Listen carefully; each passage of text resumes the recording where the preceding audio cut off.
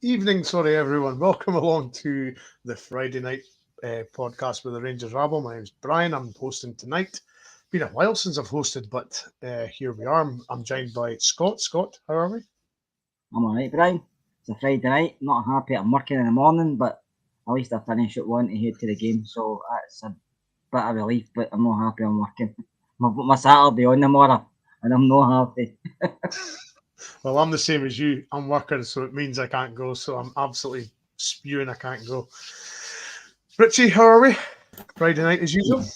Yes, yeah, the usual appointment for us, isn't it? Yeah, no, all good. Looking forward to a good chat. And I'm not working tomorrow, so yeah, fantastic. Lucky you, yeah. Socrates, I'm in charge. Yep, look out. Lewis, how are we? I'm a bit fuming, to be honest. I booked a wee meal out tomorrow at 3 p.m, forgetting that the Famous were playing at 3 and the Formula 1 is back at 3 o'clock as well. So I'm not a happy lad. But we move. That's double bad planning if ever I've seen it. Definitely. But yeah, it's Friday night, so get your questions in. If there's anything you want specifically asked, we will go over the press conference, the injury list, the game from Wednesday, and then we will preview, obviously, tomorrow's game against Motherwell. So I'll start with you, Scott. The injury list just gets added to again with, obviously, the news that Cortez has got to see a specialist. We just don't seem to catch a break. There's a guy that starts to play well, and then he gets hit with an injury. It's just never ending, Brian, is it? It's just we seem to be one of the most unluckiest teams about for injuries. They bring guys in January, they get injured. They've got guys here for years are injured. It doesn't matter when they come in, they seem to just take a bad injury. Hopefully it's not too bad. They said it was a muscle strain, didn't it? A muscle pull, so we're hoping it's nothing serious, and maybe after this Saturday's a wee break, so maybe after that you could maybe be back in contention. But he's been playing really well since he's come in. He's settled in very quickly. He looks lively. He's getting involved. He's creating. He's scoring. So hopefully he's not out for too long. Yeah, Richie. I mean, he came on. I think it was St Johnstone, and then he got his goal against Hearts. Played really well against Hearts, like everybody did.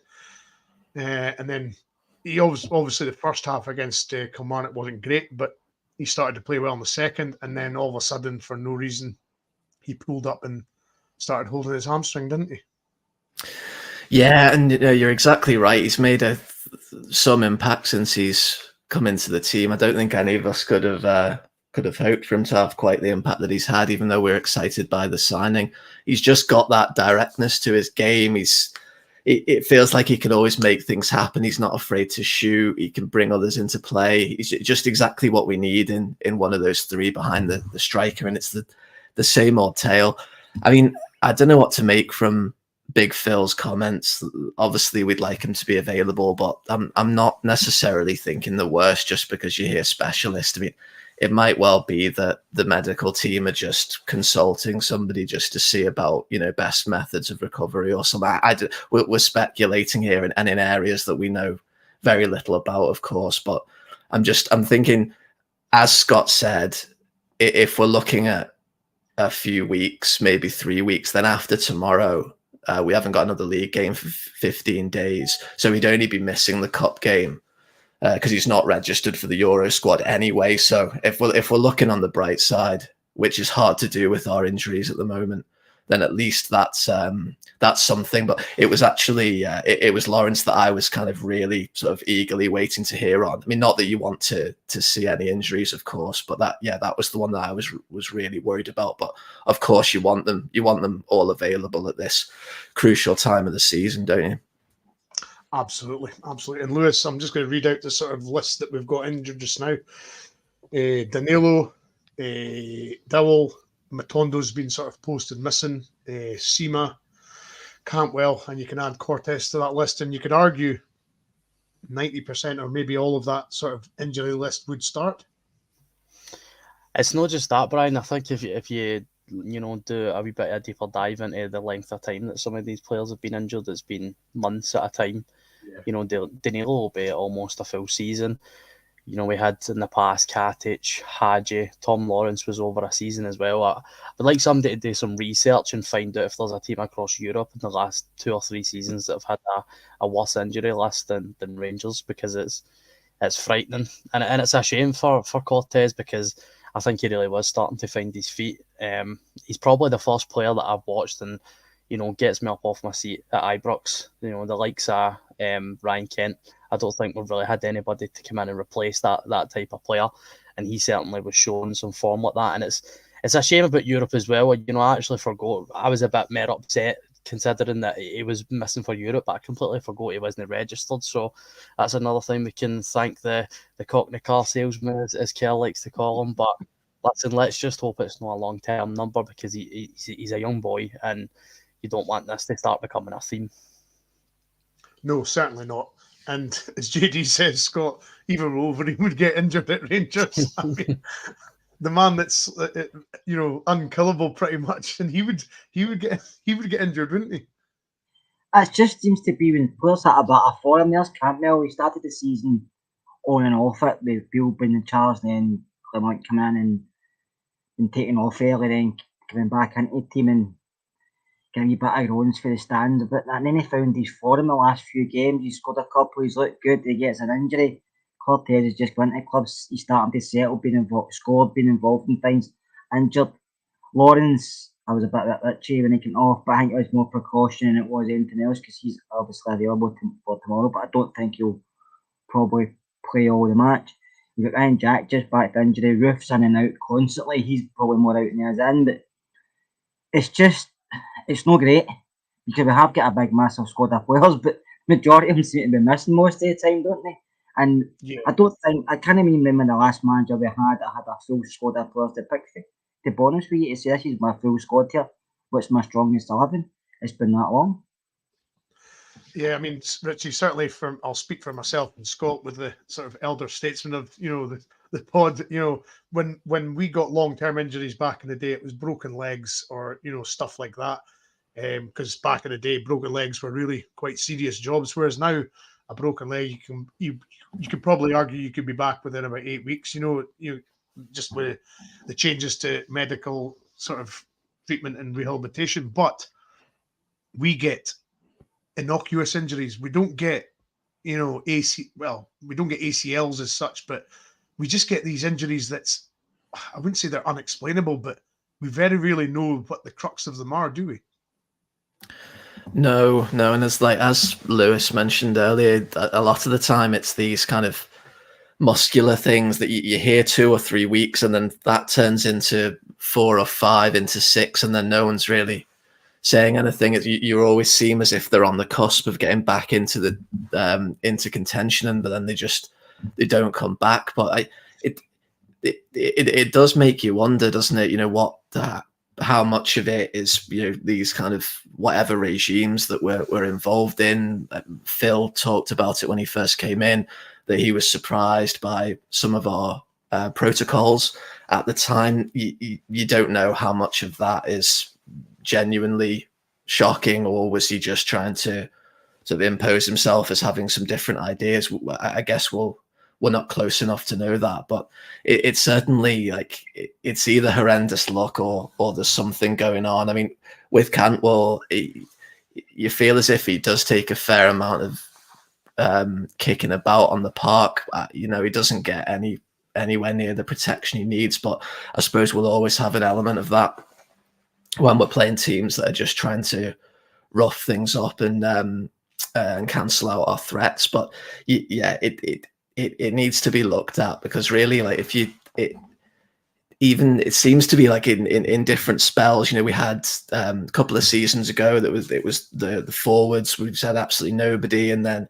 more recently it's been 4 or 5 midfield positions where we've just had barely any alternatives, and we've still got a few options with the formation that Phil likes to play, but we need all the options that we could possibly muster at the moment, when we're still fighting in Europe, we're still in the Scottish Cup, and we've got the league challenge. So yeah, I'm not sure. I'm not sure what's at the root of it, but I'm pretty confident that Phil will we'll get to the bottom of it. You know, he was so strong on it when he first came in. I think it give him a pre-season and get some more of his staff in maybe, and we might see things changing. But yeah, it certainly couldn't get much worse, could it? No, certainly not. And Lewis, one that I'm wanting to show you here. What makes you injury prone? Goldson and Tavernier never seem to get injured. Now, these guys, those specific guys, play week in, week out. They're almost bulletproof. I appreciate they play defence and they're not either midfield or attackers. So, you know, they're not using they're not like the hard tackles in the midfield. They're not using the spring and the explosive acceleration like a winger perhaps does. But those two never get injured. But somehow, for some reason, the other guys do. It seems weird, doesn't it? I think, you know, listen, none of us are sports scientists on the podcast, so to get into the specifics on, you know, how it affects like certain players in terms of their muscle density or their bone structure and as stuff like that, it's just your genetics. That there's guys like Kemar Roofe that he must have a genetic thing that's carried on throughout his lineage to just stop him being able to be at full fitness, whereas James Tavernier is the complete other end of the scale. And then you need to add in some variables as well. Like Aaron Ramsey, for example, had that horrible leg break. He had one good spell, a couple of seasons after that. The rest of his career was just absolutely hampered by injury. So that's the worry when somebody like Yanis Hadji or Tom Lawrence, who had that year out, you feel that there is a possibility they'll never be the same player. Mm-hmm. So it's just so difficult. It's very, very complicated. It's different for every player. But we have certainly been plagued with some real bad luck in the last few seasons. And I think regarding Philippe Clement, I think what he's brought in terms of the injury situation is just a bit of communication, a bit of clarity. You know, Steven Gerrard was the opposite. He was very tight-lipped on injuries because it just wasn't in his mindset to let the fans know or let the opposition team know when or if a player is going to be available. Michael Beale was maybe the other end of the scale where he would tell us every press conference that somebody was coming back, but they would still be 6 months away. Philippe Clement is just honest. He said in the press conference today there was no pussyfooting about it. It was Cortez. We don't know yet. As soon as we know yet, we'll let you know. And that's just another facet to the man that is Philippe Clement. But you just hope that it really it does start to winding down now, that we've got a bit more emphasis on, you know, speaking with the medical department and getting their views on it rather than maybe allowing the manager to have the last say. Yeah, certainly. I think managers have certainly got to take sort of instructions from the medical guys because they're the experts at the end of the day. But of course, it was press conference day, Scott, and the sort of lead sort of ones was that Roofe's back and available in the squad. Ryan Jack's also back, available for selection. Lawrence is okay from midweek, so it looks as though Lawrence will maybe, you know, come on as a sub. But Roofe being back, I mean, how many false dawns have we had with Kemar Roofe? We all appreciate that he's probably the best striker or finisher at the club, but he comes on. I mean, I said it in the cup semi, I think, against Aberdeen where he scored. I says, "Oh, he'll last 15 minutes," and I only joked. And sure enough, he did. He lasted 15 minutes. But it's another, you know, that's one of our sort of potentially 3 number 9s back in the squad, isn't it? Yeah, I mean, Kemar Roofe, you all know he's an enigma, isn't he? He's one of these players who we all say he's probably the best striker at Ibrox, but he's never had a chance to prove it because he's never been in the pitch long enough, you know, apart from one season. Listen, that's probably the reason we got him, because of where he is, but hopefully between now and the end of the season, he gets minutes in the park, gets a few goals, and takes us to winning the league, and he can leave at the end of the season with a trophy, medal in his pocket. As for Ryan Jack, hopefully the same with Ryan. Hopefully he gets a few minutes, can run the park, maybe gives in certain games, Lundstrom can have a rest, or Raskin can come back in and Lundstrom can have a rest as well, because we've got a lot of big games coming up, especially the league, which obviously is the one I want. So it's good to having numbers there, and it's good to give guys maybe 10 minutes off it in the game and start somebody different and bring somebody else on. So that's good, that. But Ryan Jackson, I won Brian, who probably not be here next season. I don't think he justifies getting a deal, and I don't really think we need him at this moment. I think the numbers are fine they've got, and the only one that would out a contract at the moment I would probably push a boy out to keep, and I've been very critical in the past is Johnson, just because his form's turned night and day, and he's essential to everything we're doing at the moment. So I think the rest of them hopefully get back fit. They help us towards the trophies that we want, especially the league, and they can leave with a smile on their face and a couple of medals in their pocket. Absolutely. And before I come to anybody's more comments, Charles, £10 super chat, absolute magic. Appreciate that. Ryan Kent was one season wonder. Davy Cooper had more skill in his wee toe. 3-0 tomorrow, and 3 points is all that matters. And injuries just get on with it. Come on, the mighty Rangers. Yeah, I mean, it's hard to disagree with that, Richie, isn't it? Which part? the injuries? No, yeah. I think. No. I mean, I don't. Obviously, Davy Cooper's on another level, but yeah, I'm not sure if Kent's quite a one season wonder, but he certainly, didn't possibly fulfill what he might have done while he was with us. So yeah, that's sort of an element of disappointment around that for me.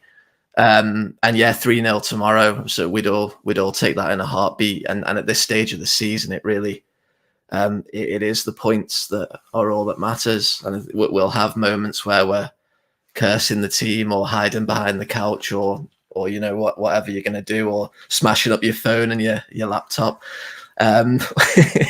Shout out for Lewis there. But yeah, ultimately we just need the points, and this is where everyone talks about who's been involved in a title challenging campaign, and who knows what it's like, the twists and the turns, and none of us quite know exactly what's going to happen. We've all got our ideas, but yeah, that's I can't disagree with the vast majority of it, and that's a fantastic contribution, Charles. Absolutely, yes, I've much appreciated.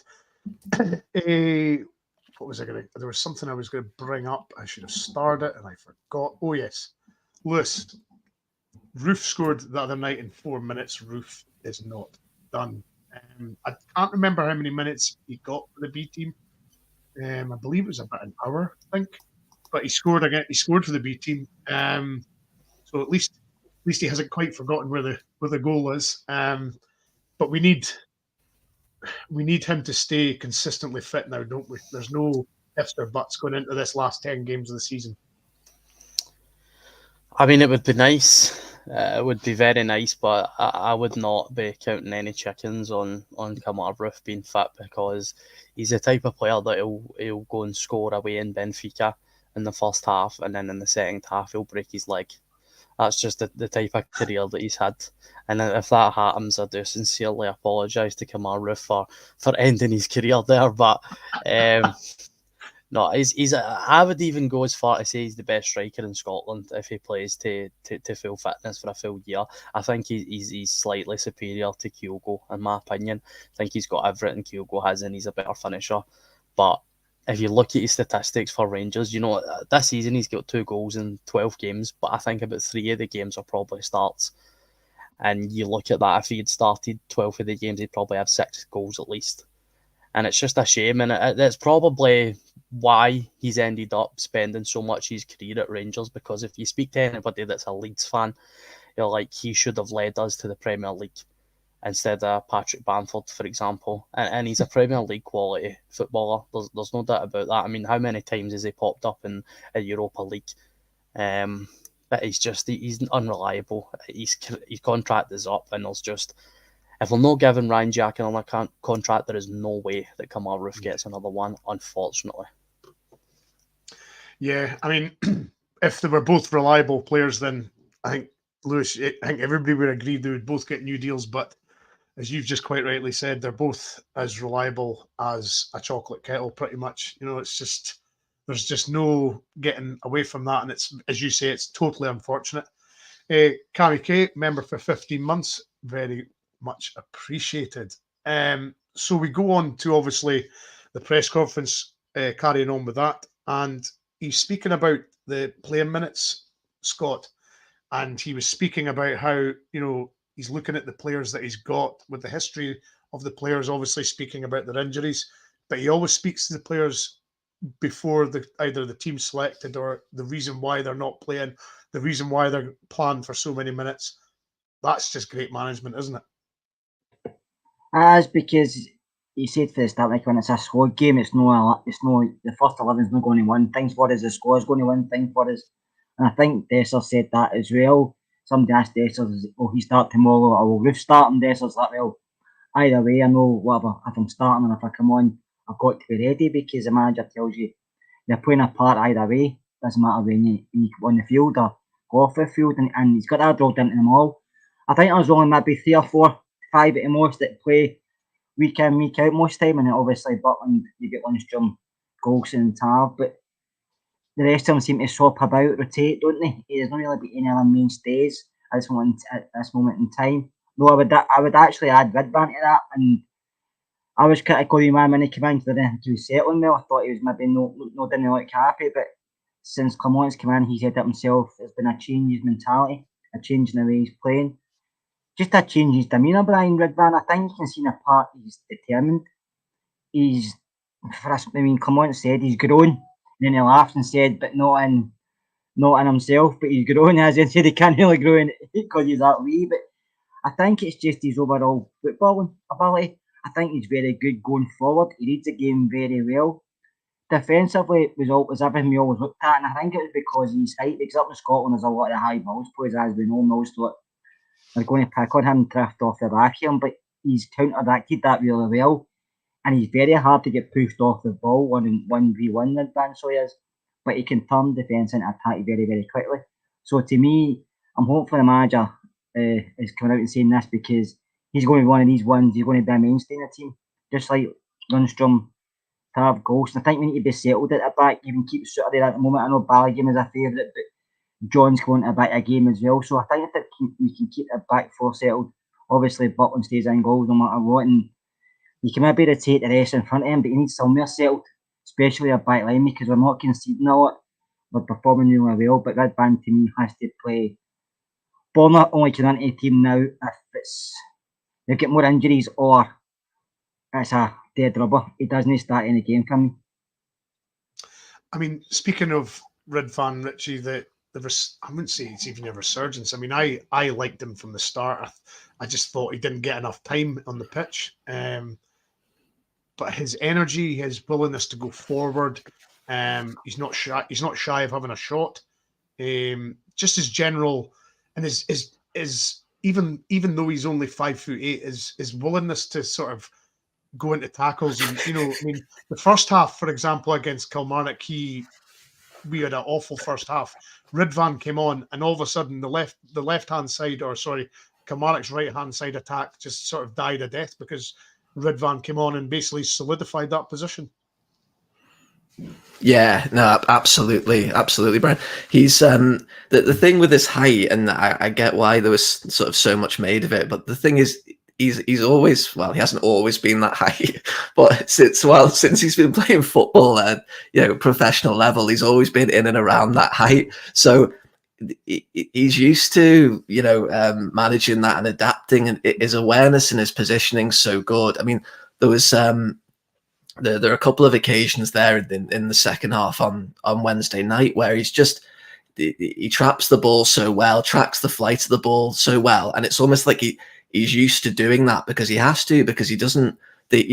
Most forward players that he comes up against are going to have a good few inches on him. I think that's fair to say, and he manages that perfectly. And I think he offers us a fair amount of defensive solidity, but so much going forward. He contributes to the attacks.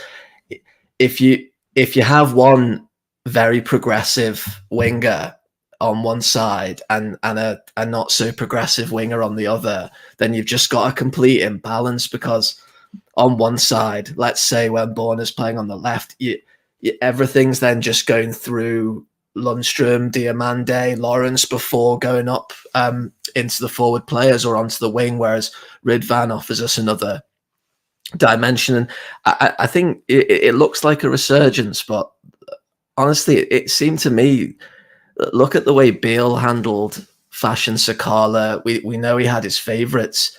Ridvan wasn't picked for the Euro squad.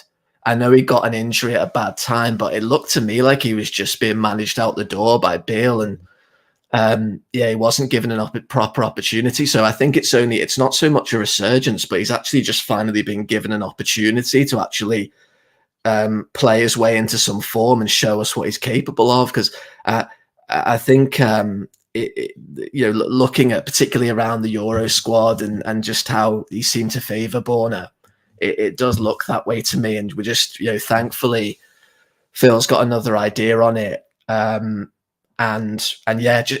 completely agree with Kerr that I think Borna now can only play if a game's wrapped up at home, for example, or if we've literally got no other option, because you just there's the kind of the mentality question marks come up again and again, and he just, when I don't want to be too disrespectful to him, because he's had a decent career overall with us, and people will forget that, unfortunately. But I think he has. But it's come to an end now, and when you watch him play, it just reminds you of those frustrating periods when you're watching Rangers sides, like the horseshoe stuff, slow build up, just looking really nervous every time he's on the ball. So it just brings all that back. So yeah, hopefully we will only see him in kind of fleeting appearances now once games are wrapped up, and I just hope that Ridvan can continue to show what he's been showing us for the last few months. Yeah, absolutely. And Lewis, if you hadn't said pre-pod about this subject, I certainly wouldn't have lumped it on you, but you kind of teed it up perfectly. So Borna Barisic, is that the 45 minutes that put the nail in his coffin as far as being the number one choice Rangers left back, and more importantly, staying on beyond the summer?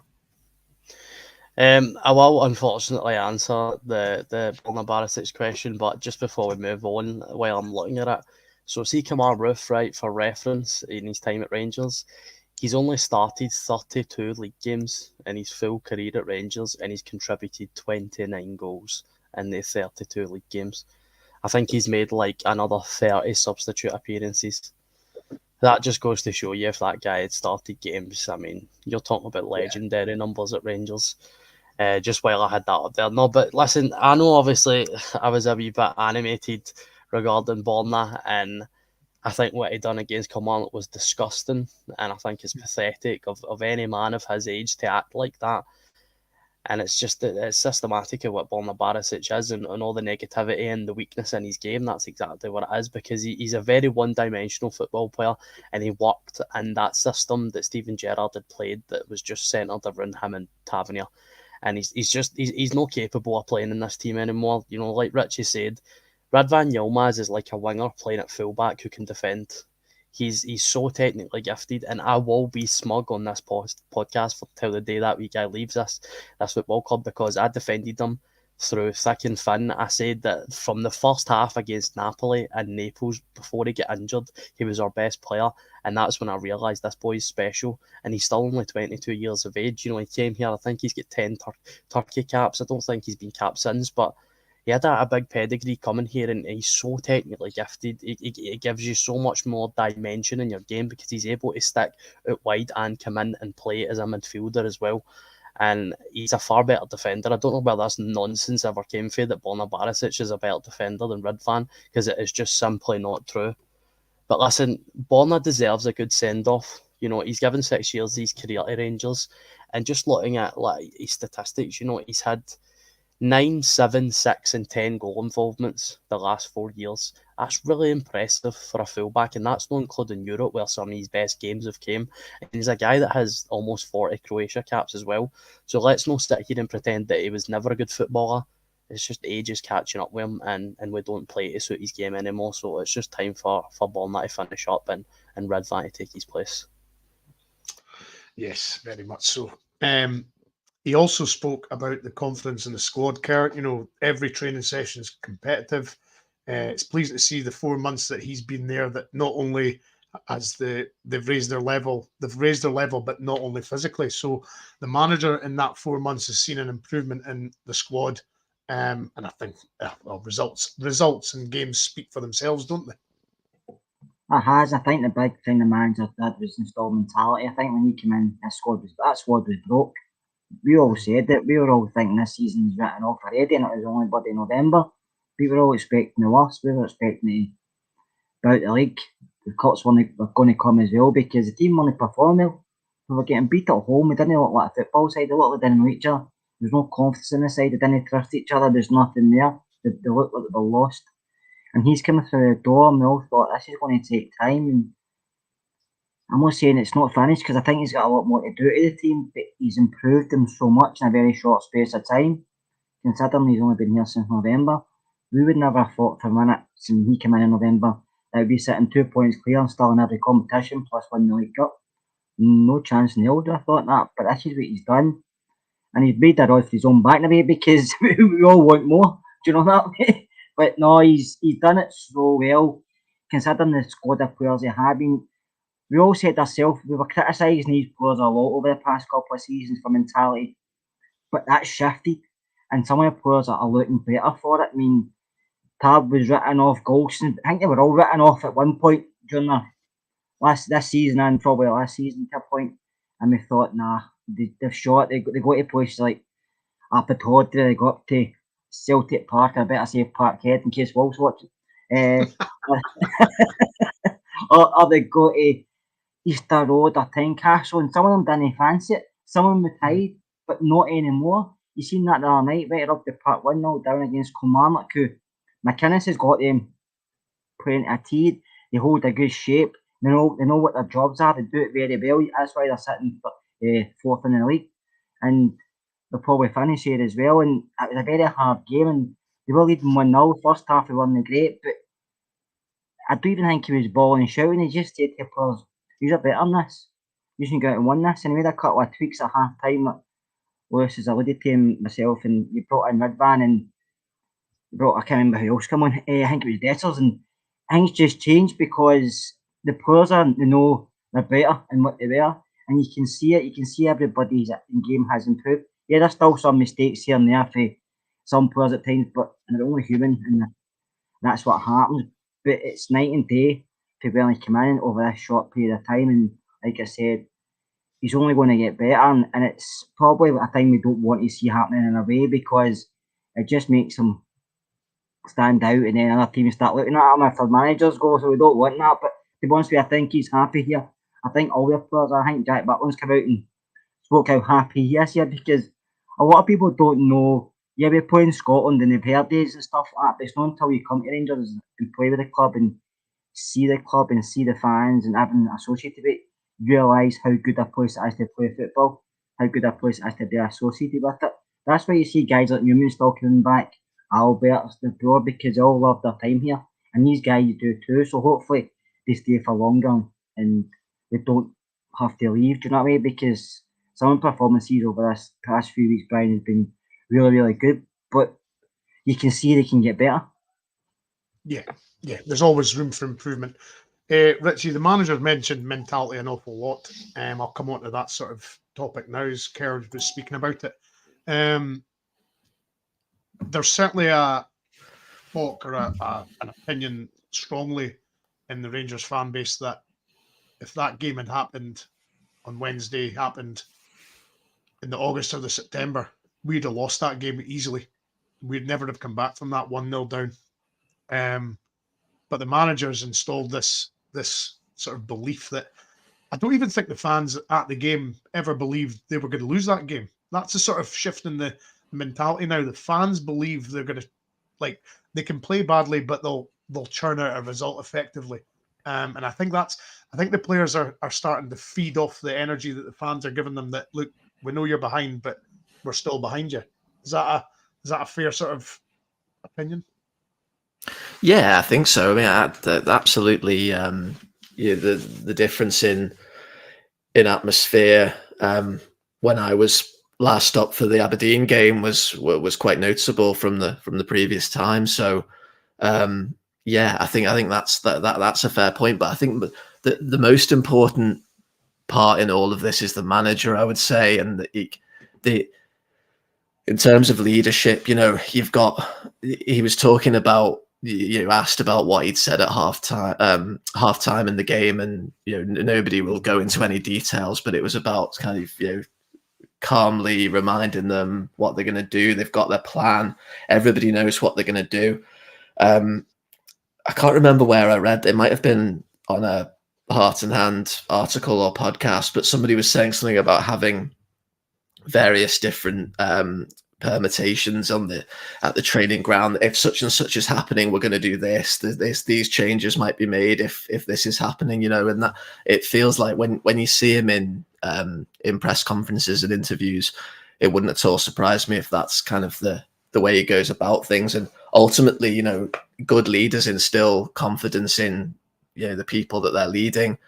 And that's just grows and grows. And clear messaging, like Lewis had said earlier on, clear communication, not only with the press, but if he's communicating like that with fans and the media, you can imagine what his communication's like with the players. We see them, what he's doing around substitutions and speaking to everybody. He seems to have a great relationship with the squad, and all of these things feed into a general confidence and the notion that if things aren't quite going your way, then you'll find a way of making it work. It's not like, and I think you're absolutely right. If that game had played out anywhere around the arse end of Bale's reign, we'd have probably lost 2 or 3-0. In all honesty, there's just absolutely no way, and the mentality point does get thrown about quite a lot when we've chucked in bad performances, and maybe that's fair, or maybe we can't really tell exactly what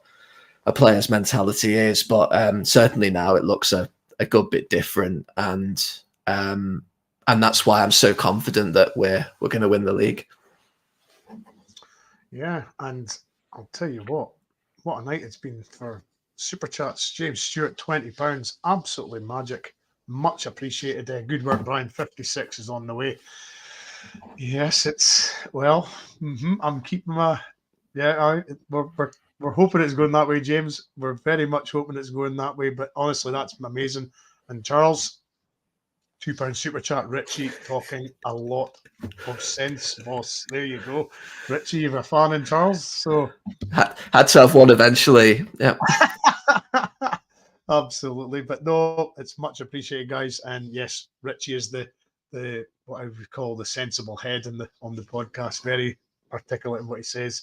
Desser spoke today, Lewis, and he was saying that basically, the team can either play ugly and win, or we'll play like we can against Hearts. The team is, or the squad's got a lot of experience and players who can read games. Even that's a change now. I mean, sort of players are admitting that even though they're not going to play well, they still believe they can win. Listen, I don't know who said that, but somebody in the group chat said that this is the best they've seen Rangers play from the Steven Gerrard era onwards.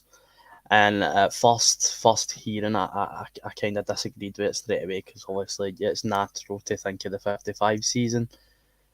But we kind of had a very specific way of playing under Steven Gerrard, and if that didn't work, then we didn't tend to get results. That's probably why we didn't succeed past the latter stages in the Europa League, for example. But under Clement, it seems like we've got so much variety in our play. Like against Kilmarnock, if it wasn't working, we would just go long. We would ping it back to Goldson, and he would put a diag in, and it would cause Kilmarnock some trouble, because on that surface, and against a really, really impressive Kilmarnock team, like there was periods of that game where they were playing the ball about us, and sometimes we just had to go long.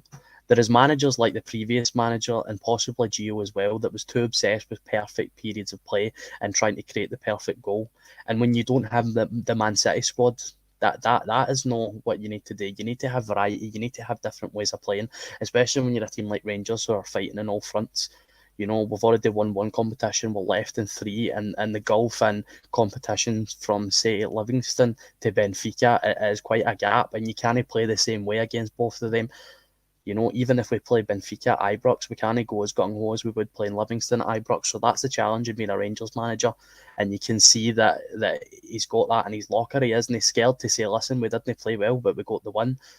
And it's very, very, very exciting to see a manager like that. It's different. I said that on one of the earlier pods. He is probably the best manager that I've had to see so far. You know, I'm only 23, so I remember very short spells of Walter, but since Steven Gerrard, I think Clement, he's in a different class. He is a top manager, and like Ange before him, who got the move to Spurs, I would not be surprised if in a couple of seasons that man moves on to a much bigger club. Well, no bigger, but more money, let's say, for Clement. But very, very exciting future. Oh, Brian, you almost made it. You're on mute. Made it. Sorry, I completely forgot I was on mute there. Sorry. Oh, terrible. That's a yellow card. I'll even give myself a yellow card for that. There you go. There you go. But so Scott, we obviously move on to the Motherwell game on the weekend. I think Motherwell came back 1-0 down against Livingston at the weekend, 3-1, midweek. So Motherwell, I would suggest that we should be looking at 3 points in tomorrow. Yeah, I think we should be beating Motherwell. I mean, no disrespect to Motherwell. I've watched them a few times this season. They're a hit and miss. Depends what Motherwell team turn up. They get some decent players in their squad, but it just obviously depends. But we should be confident after last week's home performance against Hearts. We should be confident going out tomorrow and beat Motherwell. But we'll have to put a performance in, Brian, because it doesn't matter who you're playing against. You have to put a performance in. You just can't turn up and expect the 3 points. But I think he may rotate again tomorrow. I think there'll be a few players missing and they might start a few. I think Dessers will probably start. Silva probably won't. And I don't know who will put in the left-hand side. I don't know if maybe he could put Silva, they could put Lawrence there. Or he could bring somebody else in. I'm not sure what he'll do on the left-hand side because Cortez is missing. Or he could maybe move McCausland over. I'm not sure what he's going to do. But I'm sure whoever starts tomorrow, Brian, will be confident of getting the 3 points. Listen, Motherwell's going to come. They're going to come and they're going to probably sit deep like they usually do, maybe try and hit us in the break. But we've seen it before for teams like that. We should know what we're doing now. They've got, like Lewis as I mentioned, we can play different ways. We can play long, we can play short. You know, he adjusts his formation depending who we're playing and what the situations are. I'm quite confident tomorrow. I think the fans are, like you said earlier, you know yourself, Brian, sometimes at Ibrox, if it's still nothing each after 5-6 minutes, there's groans.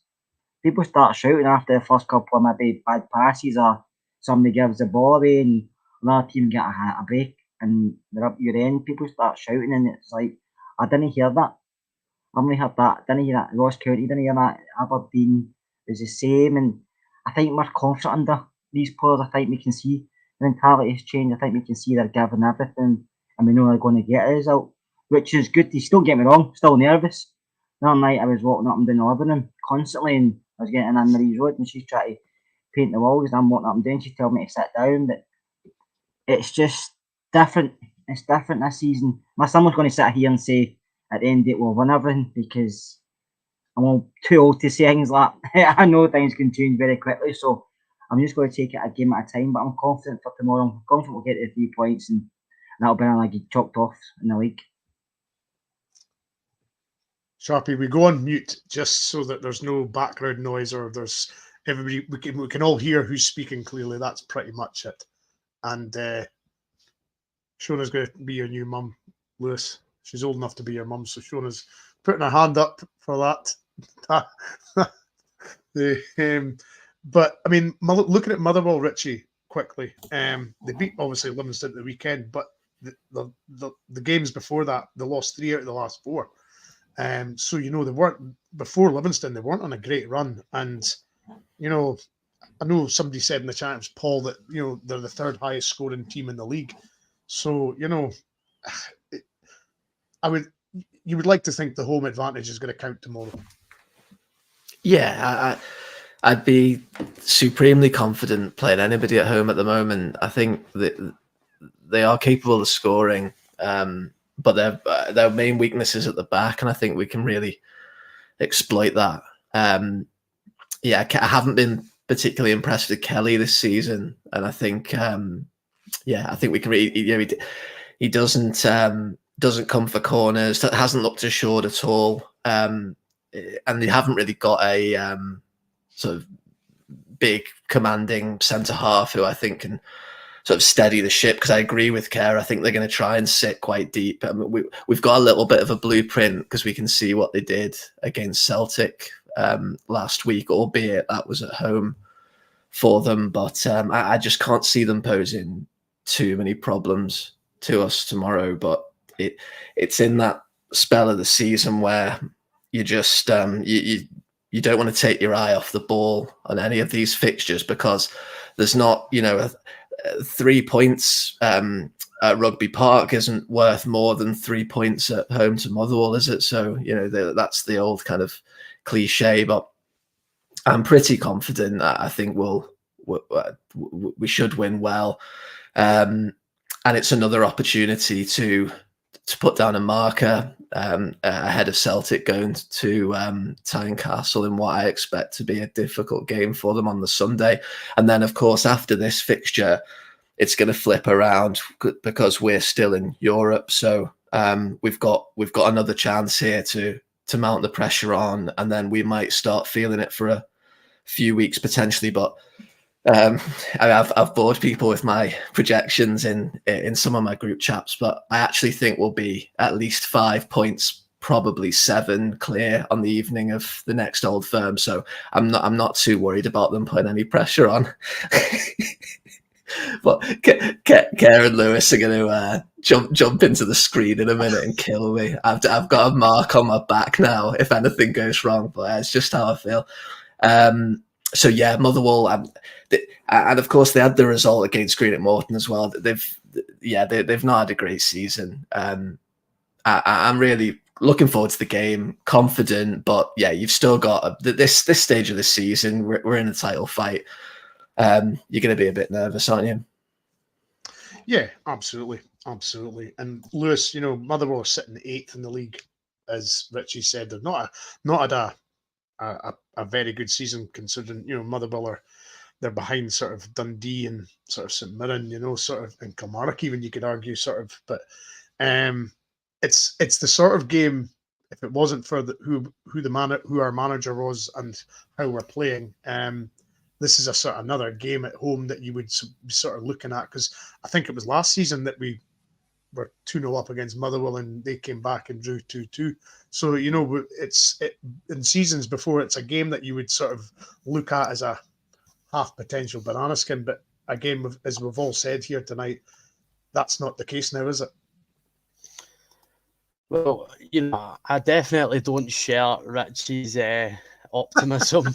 I would absolutely love us to be 7 points at the next Old Firm, but unfortunately, I am not that optimistic. However, I think people they do need to quell their fear of us beginning to lose games in this league, because we've conceded 14 goals all season, and I would probably put my money where my mouth is and say at least 10 of them were under Michael Beale.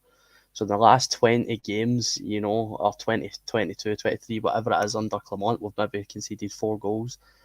And Motherwell, they probably will maybe get a goal tomorrow, because they are a very good team going forward. Blair Spittle's on like 13 goal involvements. I think Theo Bell's no far off double goals as well.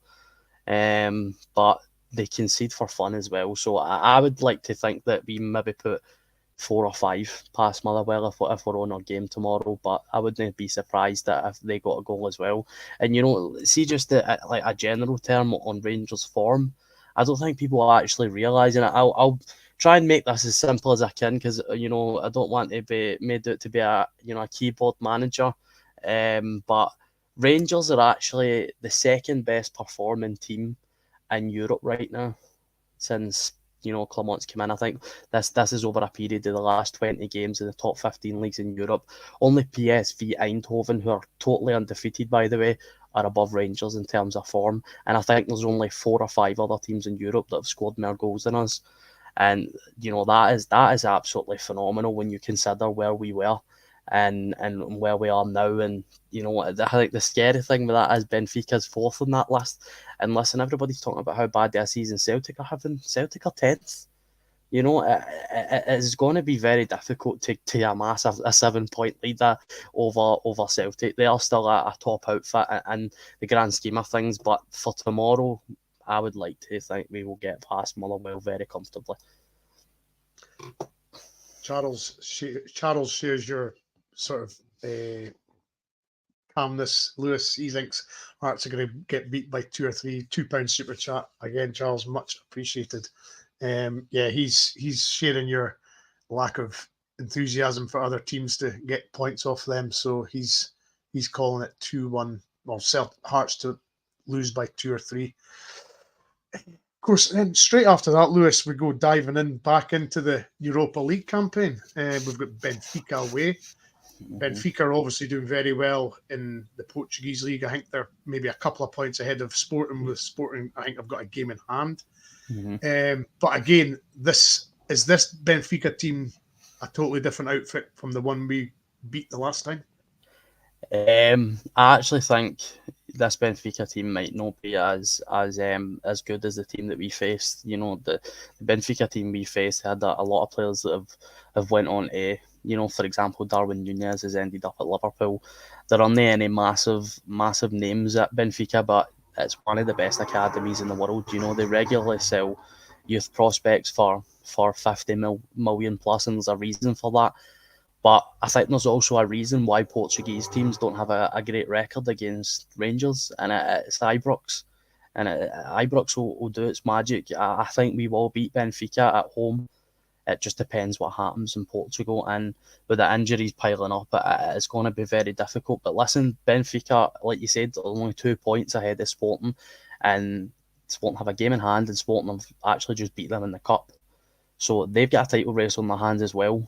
And so do we. So it's going to be a very, very exciting tie. I think if we manage to get a draw or even sneak a 1-0 away, I think the tie's ours, because I don't think they'll beat us at Ibrox. Richie, do you share that optimism? I was trying to remember all the sort of players they had, and of course Lewis mentioned Núñez is at Liverpool now. Excuse me. I appreciate the signed Di Maria recently, but obviously he's mid-30s now, and he's not as sharp and as quick as he used to be, Richie. But I mean, certainly he would still be earmarked as a danger man for them. Yeah, no, absolutely, and they've got a fair few of them. That's fair to say. I think that they were one of maybe 2, possibly 3 teams that I didn't particularly want to face, given that we could only face the teams that had been successful in the playoff round. But that said, I agree with Lewis in so much as I think we can beat them at Ibrox. A draw in the opening leg would be perfect for me. Even, you see, if we were to go, if we were to bring a sort of 1-0 defeat, I'm not trying to talk us into losing the first leg, but I wouldn't think it was over in those scenarios either. I've just got a slight bit of pessimism around, maybe if they were to score the opening goal and then maybe they've got a spell where the tails are up, they could do some damage. But that's just football, isn't it? There'll be a few hairy moments, that's for sure.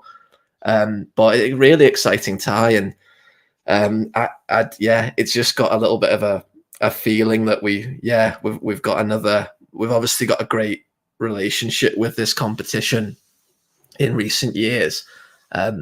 It looks a little bit stronger than when we were last involved. But that said, I think, I don't think they're probably marginal favourites, but that's all you would say. It wouldn't be nobody would be calling a huge shock if we're to turn them over.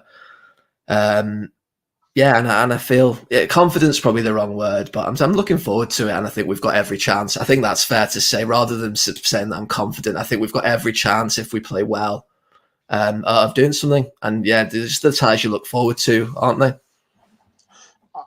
100% they are. And Scott, as Lewis says, that home tie against Benfica, it just seems to freak out a lot of teams when they come on a Thursday night to Ibrox. The noise under the lights, a lot of teams just don't like it, do they?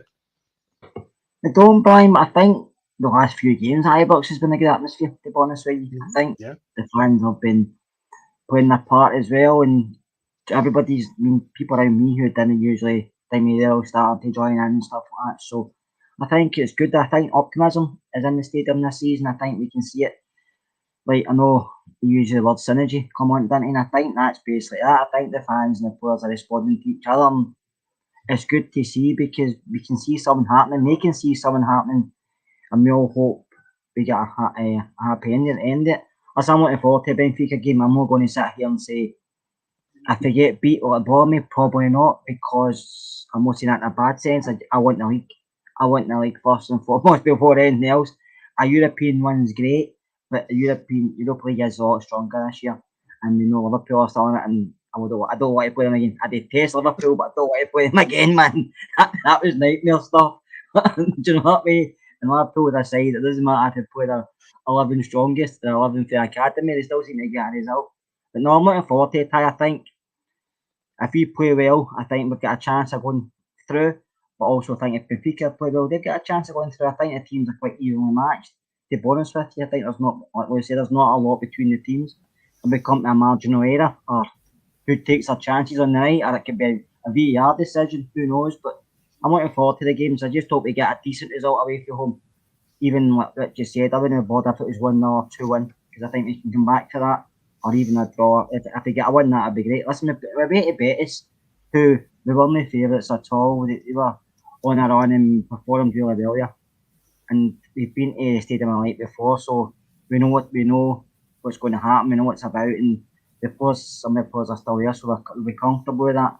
I'm looking forward to the tie. My bank wasn't looking forward to the price coming out, but I'm looking forward to the tie.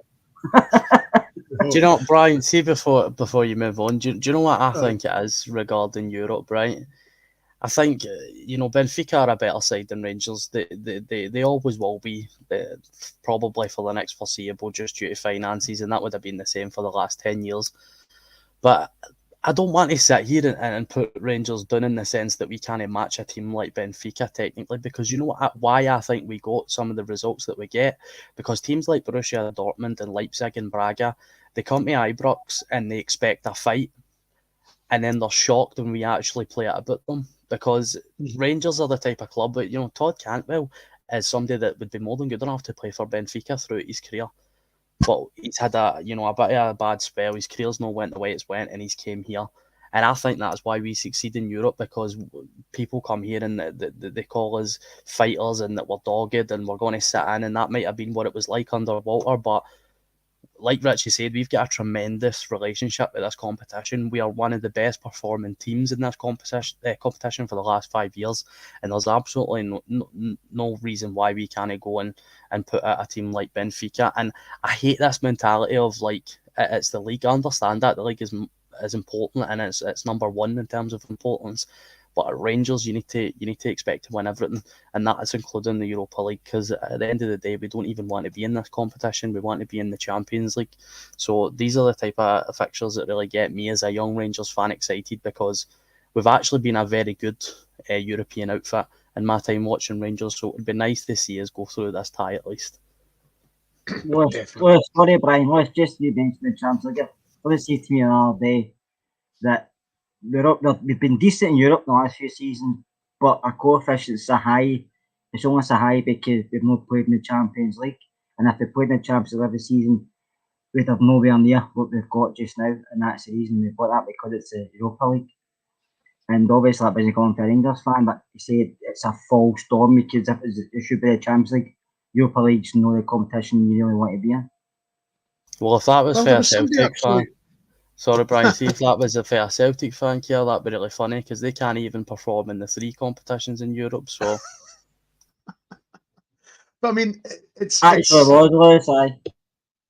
I mean, it's funny you say that, because there was... I can't remember who it was. It was a pundit or somebody, or... I can't remember where I've seen it, and they actually said I'll take it to you, Richie, that Europa League's actually more exciting now than the Champions League because purely the teams that are in it, and it's not the usual suspects. You never quite know who's going to win Europa League. Whereas the Champions League, you could pretty much predict the semi-finalists before, a ball's kicked. Yeah, no, I think that's it's certainly more exciting to me, and I think it's a really strong competition. Anybody that's throwing sour grapes at a team of, I'm not going to say our size because we're as big as anyone, but of our financial structure, doing what we've done is absolutely phenomenal. And I don't think that we get sufficient credit for that. It might have been different had we won, but honestly, if you Lewis mentioned Benfica, but if you look at the budgets of the teams that we're playing with, it's night and day. So I'm not going to accept anybody suggesting that it's an inferior competition. The Champions League's just a club for a competition for a certain set of clubs. I barely genuinely, and I'll watch almost anything. Barely Champions League nights. I'll look to see if there's a league game on. I'll watch something from the Championship. I'll watch something. Genuinely, I've just got no interest in it now at all. You see some of the ties in the group stage are an absolute farce now, and then they're changing the competition. Don't get me wrong. I was delighted to be involved in it initially. Not so much as it was going on. But no, I think that the way football's going, you need to just sort of you look at certain competitions and you think that they're not attainable at all. There's 3 or 4 teams that can potentially challenge in these elite competitions, and I'm not. If somebody can't get any coefficient points from attempting to challenge in the Champions League, then that's not our concern. Sorry, Brian, I know we're over the time, right? I promise this is my last point, but it just came into my head, right? So see the financial talk. You need to take that with a pinch of salt with Rangers because we are in the SPL, right? So, for example, if Todd Cantwell plays out his skin and ends up with 20 goal involvements at the age of 25, we are probably looking at £15 million for him, right? But that's because of how low our domestic game is valued. If Todd Cantwell had done that for Benfica, he would be upwards of 30 million, 40 million. So an example that I seen was when we drew 1-1 with Porto in Porto's ground. Luis Diaz scored an absolute screamer because Porto couldn't touch us. We dominated the game and he scored an absolute screamer. And I think 2 seasons later, he's away to Liverpool for £50 million. Yet Alfredo Morelos scored 11 goals in Europa League that season. And I think we had a £15 million bid collapse from Lille. That's the type of things we need to deal with. What a Manchester United level football club with an English Championship, mid-table English Championship financial budget, and that's a difficult being at Rangers. But we've got a really special connection with this competition. And I would like to see that continue. 100%. So I suppose it's predictions times. It's Rangers Motherwell tomorrow at home, Scott. So are we score prediction and a first goal scorer? Going for 4-1, Brian.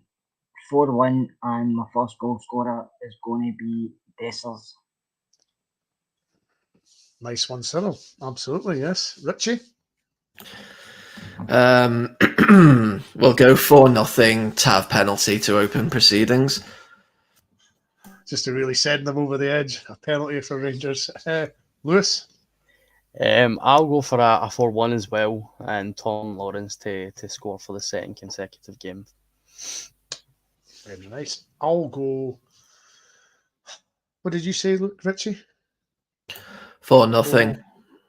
I'll join you in that, actually. I'll go 4-0, and I'll say Fabio Silva.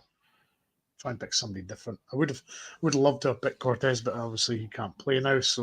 But that's the way it is. Paul has 3-0 Dessers, Diamonde, and Goldson. Well, I don't know when the last time Goldson scored. It's been a fair while, isn't it? We were speaking about that in midweek, actually.